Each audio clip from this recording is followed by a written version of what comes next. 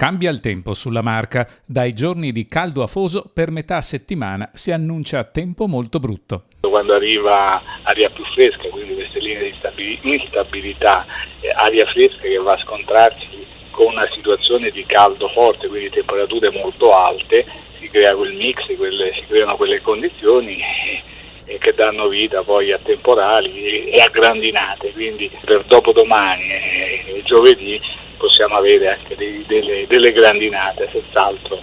Una svolta meteorologica dopo giorni di grande caldo. Stiamo raggiungendo i massimi valori, in questi giorni infatti le temperature rilevate, ricordo sempre all'ombra, sono anche intorno ai 35 gradi, poi come percepito, quindi quello che effettivamente ne sentiamo, causa dell'umidità si mantiene alta, siamo oltre i 40 gradi. Caldo che tornerà solo in parte nel fine settimana, dove comunque il cielo sarà sereno. Proprio per fine settimana dovremmo avere di nuovo una situazione tutto sommato di bel tempo, ripeto addirittura più piacevole perché con una temperatura più bassa, sempre naturalmente estiva, ma soprattutto con un tasso di umidità più basso farà sì che avremo un tipo di tempo non certo opprimente come in questi giorni, come da qualche giorno.